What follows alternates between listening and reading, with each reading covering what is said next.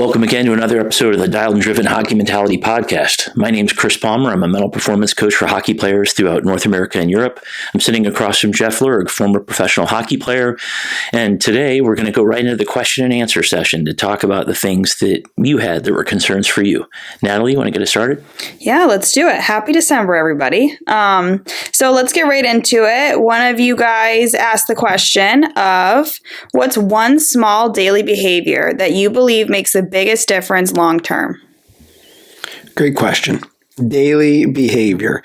Well, I'm a planner. I've always been a planner. So something that I've just witnessed amongst being around athletes and then kind of comparing to myself is that those that know what their day entails are generally more successful. Like those that kind of wake up and are surprised that they have a math test today and then they have a game tonight and they didn't really realize it. Those are the athletes that don't really have that ability to be consistent because they're not taking consistent actions every day to really accomplish their goals. So my advice to this youngster would be become a planner. Look forward to what you have for your week. And then you'll start to be more organized each day. So look for not only your schooling schedule, maybe it's your training schedule with a trainer or coach, and then your team practices. Wake up and know, what do you have, a game or a practice? And then who's your next game against?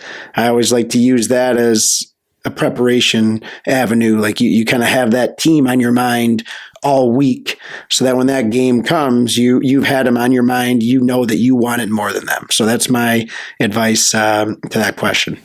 Yeah, and I think there's two things for me. The night before, knowing what the next day is going to be is really, really important.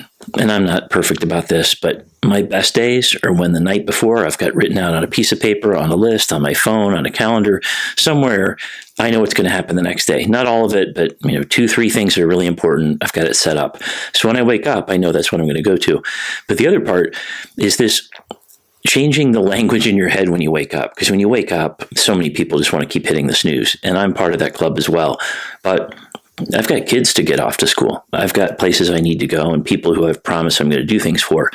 And one of the biggest things that's helped me on the days, especially if they're busy, is not I have to or, oh gosh, I need to. It's I get to. I get to.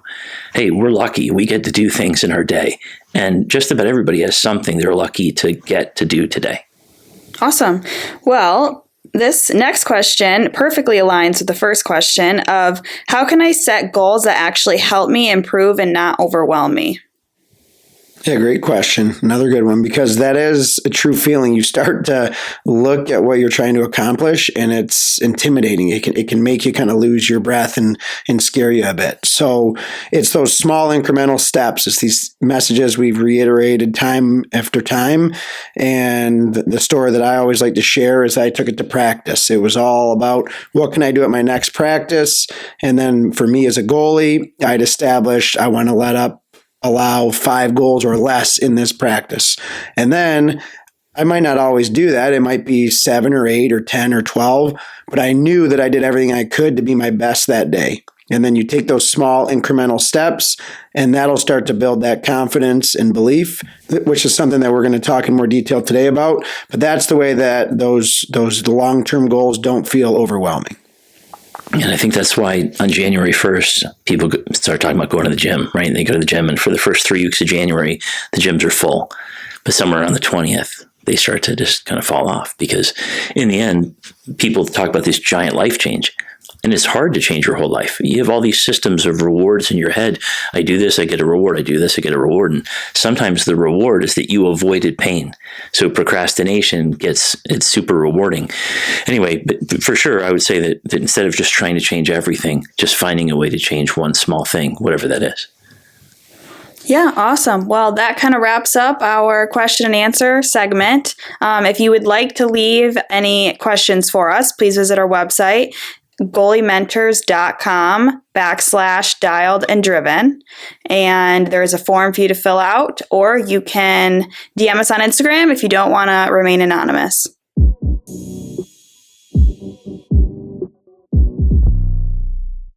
Today we're going to talk about 3 things. One is a program we're creating to really just be the next step to help you get what you want.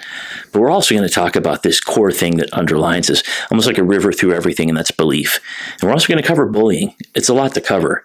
But what I want to say before I go over to Jeff is everything we've done here is trying to find a way to help you get what you want, to help you get what you want, to help your path in hockey, your path in life.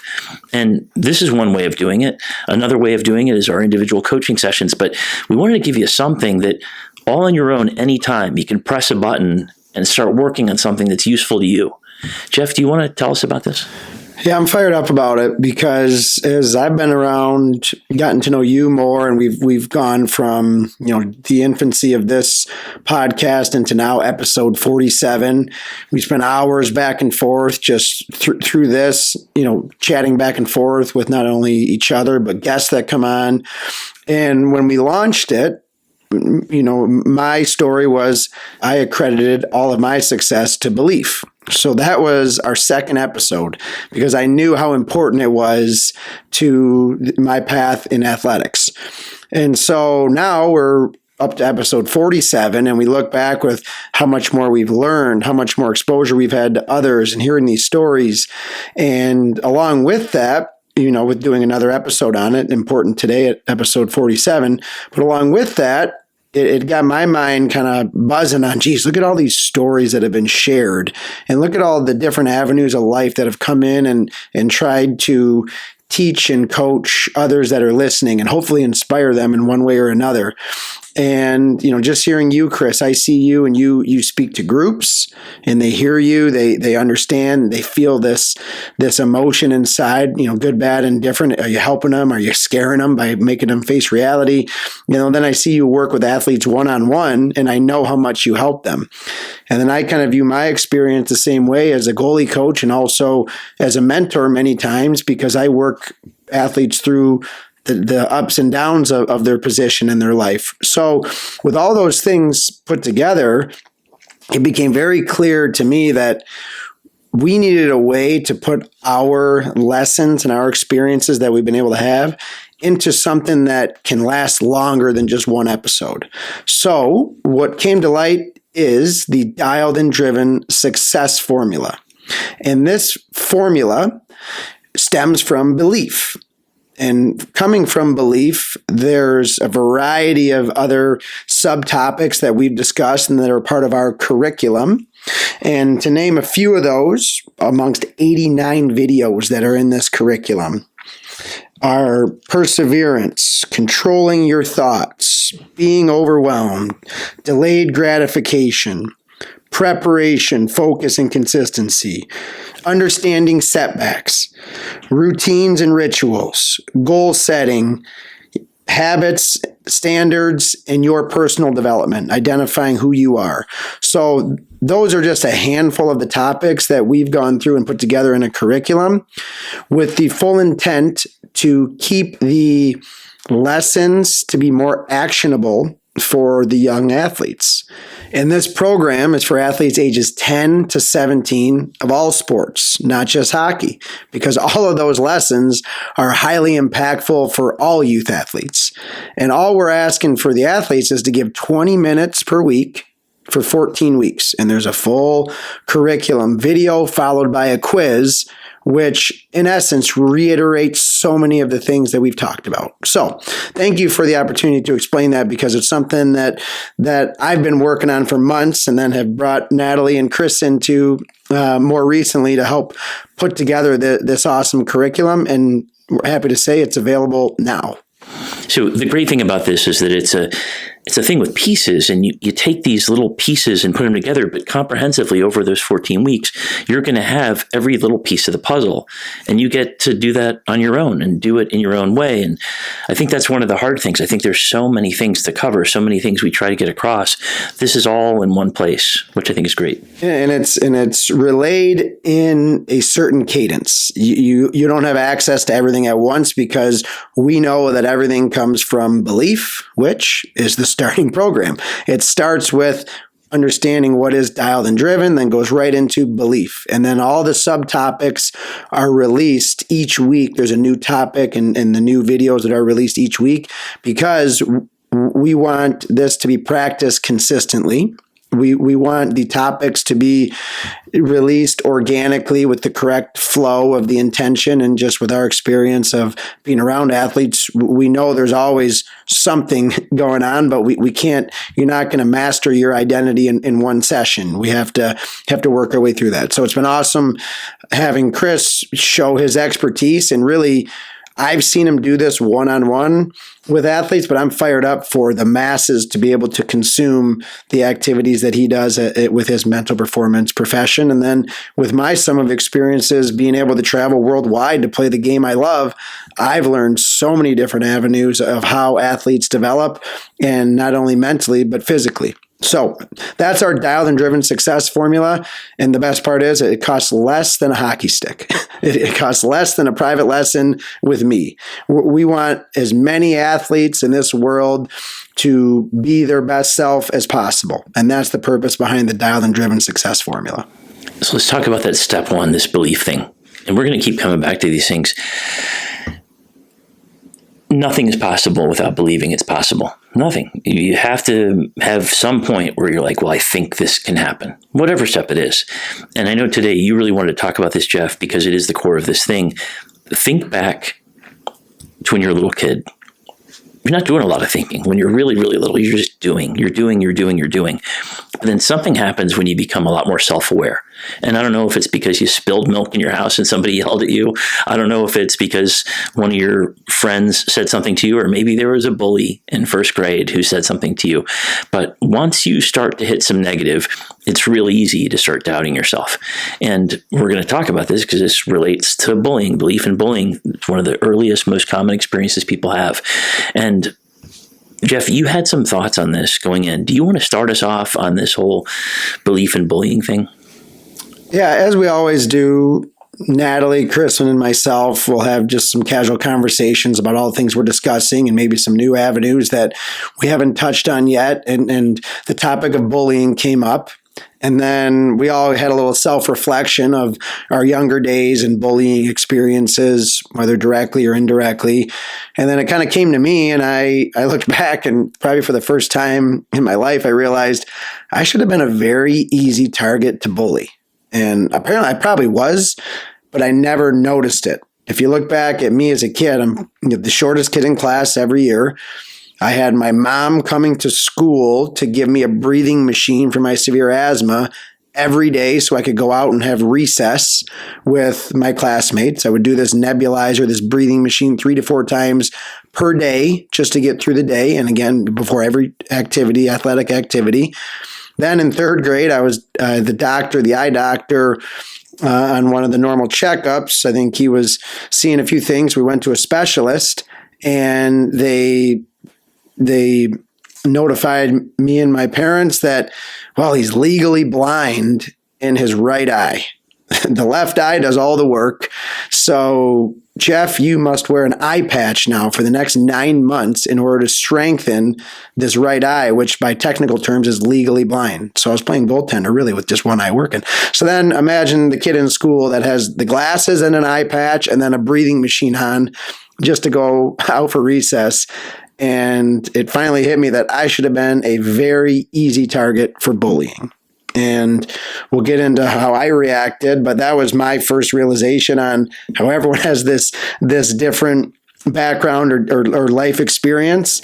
And at the end of the day, it's all your perspective on what your current situation is, and if you allow the outside world to affect you or not. So this goes on for everybody forever and ever. You can be the most successful person in the world.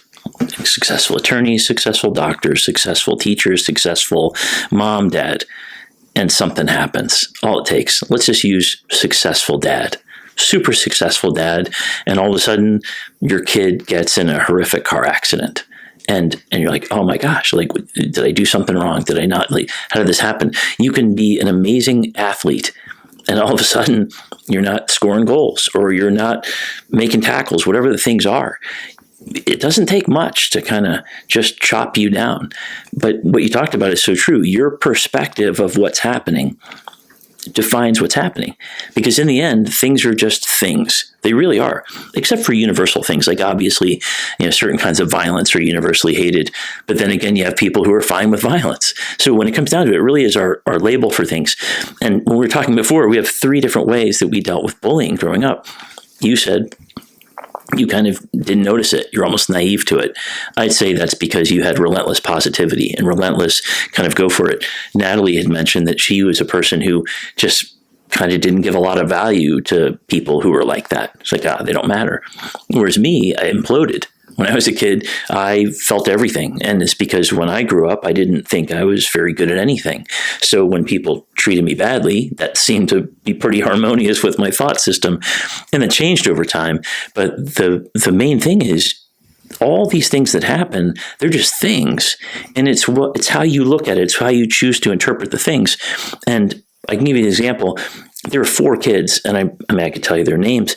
But there's 4 kids who were relentless growing up in school, just relentless at me, coming at me for all kinds of things. And later in life, I found out that those 4 kids had horrible, horrible upbringings, horrible parent situations, and no wonder they were angry. They're just looking for an easy target to get their anger out. And I was kind of a nice kid, so hey, let's treat that guy like crap. So for me, I took it so personally, but it was never about me personally. It was about stuff they were going through. And that's really what bullying is. Because if you find somebody who's super confident, like for real confident, not the cocky, fake arrogance thing, somebody who's truly confident and secure in themselves, they don't bully people. It's the people who have something going on and they're finding a way to get their crap off their chest. And sometimes it's running people into the ground. Yeah, and really, I think you nailed the description. You're not going to waste your time on someone else if you're so confident, if you have that high level of self-confidence, because you shouldn't need that to make yourself feel good. So, we're kind of getting off into more personal attributes of why it happens, but you had this experience of something that obviously affected you, and you didn't have, I think it was probably more a consistent type of behavior towards you that eventually, of course, just I think to anyone it would make you kind of crumble or doubt yourself. So we want to try to provide some of these stories and help with some actionable ways to help maybe those who may have experienced that, or maybe you're someone who does waste your time on others and you are that bully. And from my experience, what I want to provide is that what I've looked back and learned is the reason I was able to maybe be naive to it was two-parted. A, I didn't have anyone in, showing that they were trying to bully me. Maybe there was talk about me, or maybe they were, I guess trying to do it indirectly. But I think you nailed the recipe of why I was able to maybe be naive or overcome maybe some potential bullying. It was this relentless positivity that I believe I got from my mom, and this relentless grit. And those elements made the combination of perseverance, like overcome and persevere over the difficult times.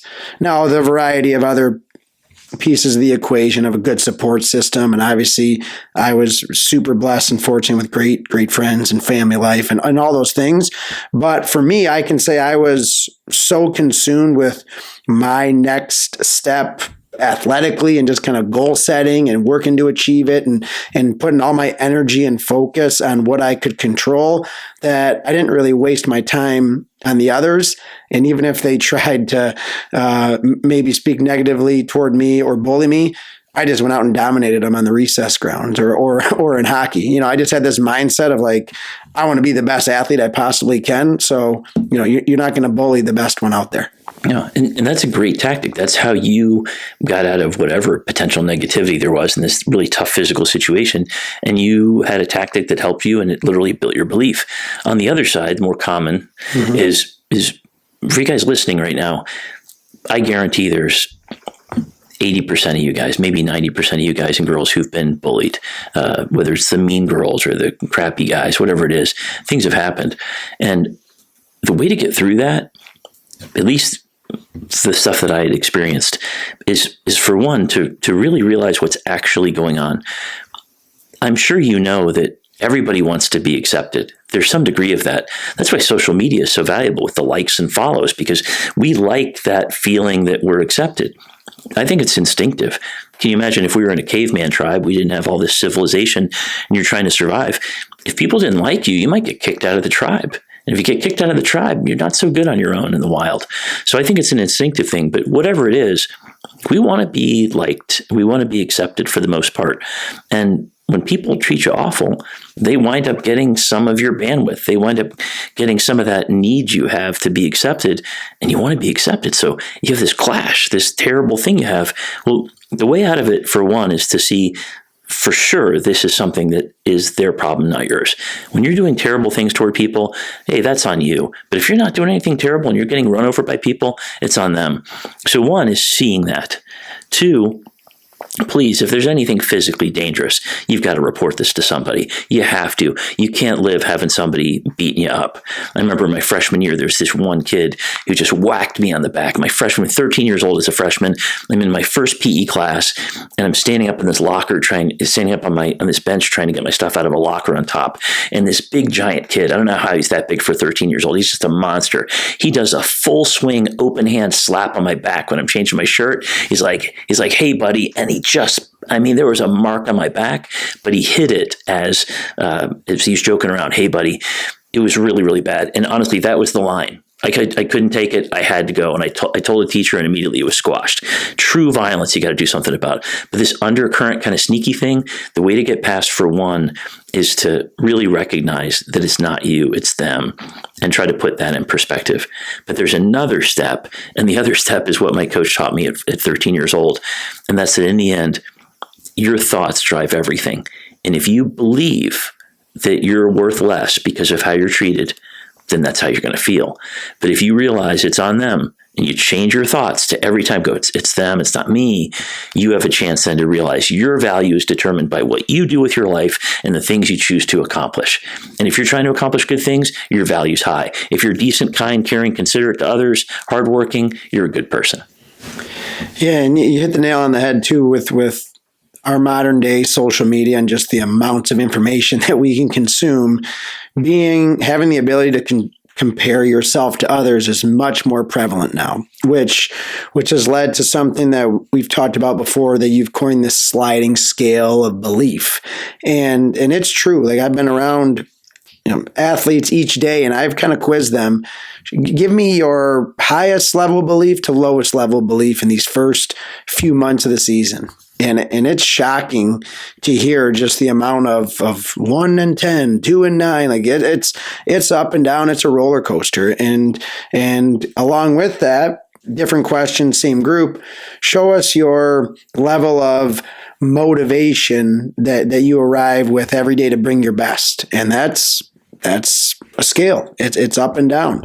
And it comes back to the resolution of controlling what you can control and being your own person, finding your true identity. Easy to say, tough to do, which is why we're trying to bring these incremental teaching points to life. And you sharing your story, that might be hit someone square on the head. Me with kind of being naive to it, that might be someone listening as well. Natalie, her perspective was she kind of knew it, knew that maybe she wasn't always the most popular kid in class. And she just maintained this level-headedness of, this is who I am, and I'm good with it. I don't care what they think. So all three of us had a unique history and way of dealing with it. But at the end of the day, the higher your internal belief, the less that you will be affected by others. I agree. And you bring up this great idea of establishing your identity. And it's really, really hard because your brain's changing. I mean, everybody listening, until you're 25, your brain's still forming, and especially the part that assesses danger, risk, and that sort of thing. So it's hard, and you're going to want different things, and your body's changing. All these things make it so hard. But when I talk to somebody who's down and out, which happens a lot, people who feel like for whatever reason they were doing great and it's not going so well right now, or they really wish they could get to a spot, and for whatever reason they keep hitting their head on belief, I ask them, what makes somebody amazing? Like, if you want to believe you can do this thing, what makes an amazing forward? What makes an amazing goalie? What makes an amazing teammate? Whatever that is. And undoubtedly, they'll give me a list of behaviors. They'll say, hardworking, cares about his team, cares about her team, does extra practice, discipline, gets good sleep. Well, everybody can make that list. Everybody, Jeff, knows how to make this list. If I ask you, what are the attributes of somebody who's amazing at anything, they can come up with a list like that. And that's the roadmap.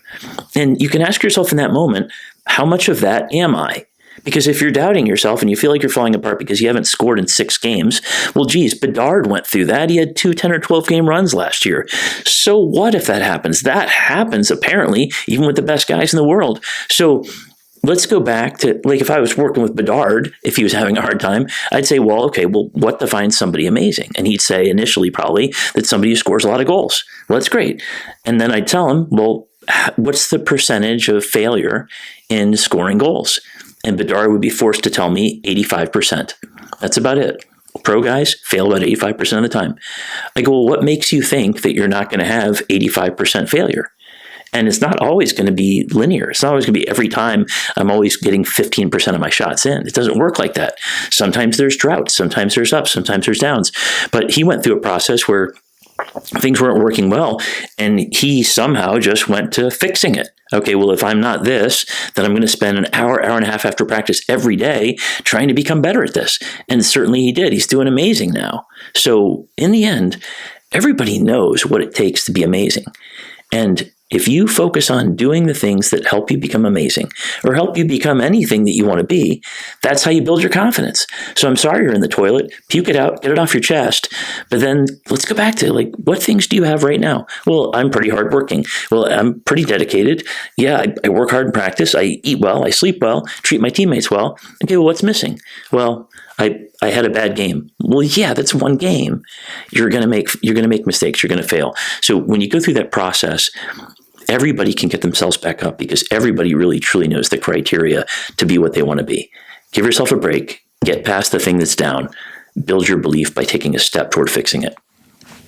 And from the athlete perspective, it goes back to just that old phrase of just keep it simple, and take care of your fundamentals, because from being in that position as well, when you just don't feel like you can make a save as a goalie, or you go through a handful of games in a row with 4, 5, 6 goals against consecutively, you can allow your belief to just be chipped away at. And if you let it keep lingering, no one's going to do it for you. You have to take the action. So whenever I was in those situations, and even when I'm working with the modern day athletes, it's okay. Let's take care of the simple, most fundamental things that we can control. And then you start to slowly feel that belief get built, because then you're going through and you're making saves again, and you're watching the puck all the way through, and you're controlling it, and you're putting it where you want it to go. And for a goal scorer, it might be going to shoot those 100 pucks after practice into the shooting room, and you're hitting the net at least 100 times. You're taking little steps that you can control. And then something that you've talked about before, Chris, is that belief book. And then you're noting it down to show that you are doing those things. And then your results are tracked. So you're convincing your mind that you're not in a slump. You are great. Look at all the great things you've done. And whether you write it down or remember it, some athletes just feel it. They kind of get that spark back in them. However you get to that path, it's because you've done something to get there. It's not just this magic wand that someone's going to wave on you and then all of a sudden you're back. Right? You have to take the steps to do something to earn it back. I'm glad you mentioned the belief book, because the only reason I even came up with this idea is because you're emotional. Everybody's emotional. We have it built into us. Believe it or not, if you look at most of the decisions human beings make, they make them for emotional decisions, not for rational, logical decisions. So since we're that, our biggest thing is to keep managing the fact that we have these emotions and we have doubt, fear, and worry, and we can fall off. The way not to fall off, like everything else, like being a good goalie, being a good shooter, being a good basketball player, whatever the things are, is to get reps in. Reps. And mental reps are the same as the physical reps. And having a belief book where you write every good thing that happens. Get a nice big notebook somewhere. Write every single good thing that happens, every good thing about you, everything you're proud of, everything that says you're enough. And when you write these things, before you go to bed at night, the last thing before you go to bed, because at night your brain sorts out all the stuff from the day. right before you go to bed, last thing, just for 30 seconds or a minute, read some stuff out of that book that tells you who you are. So you remember who you are. And it'll go in your brain and it'll build up. And you get 365 days of that in a year. That's 365 reps of you reminding yourself of your competence, your capability, your strength, what you can do. It's amazing. Just to summarize today, our whole thing is to tell you that we're relentlessly going to be trying to serve you. We're relentlessly trying to give you things to help you. Honestly, I hate seeing kids feel like garbage. And there are so many kids who feel like garbage, especially in the sport of hockey, because there's all these kids who want to do it and there's less and less opportunity. So you're all jamming into each other and it feels like pressure and it almost feels like you're forced into adulthood. You're not, but it feels like that. So us coming up with this dialed and driven success formula is to give you some tools. This podcast, tools. The belief book, the idea of doing this, it's tools. You have a chance to have an amazing, amazing athletic career and an amazing life if you can build belief, because everything starts with that.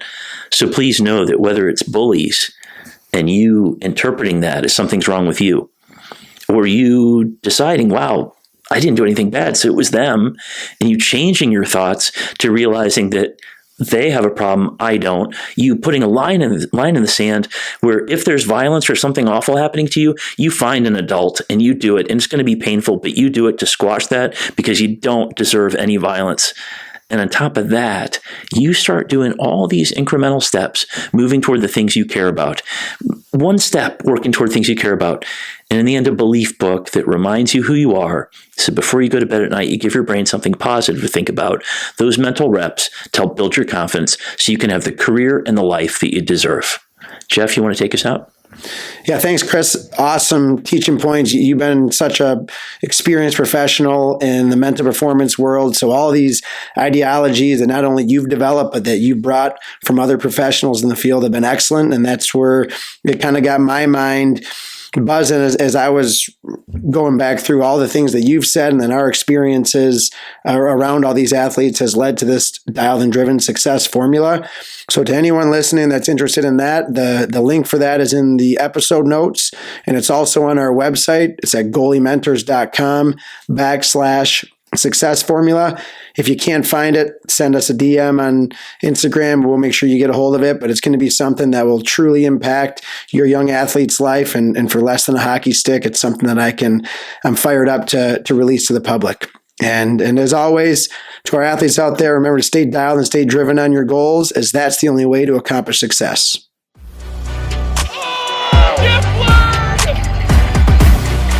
One of the best saves you will ever see, keeps this game alive! Here's Palmer again, the Hockey Mentality Podcast, dialed and driven.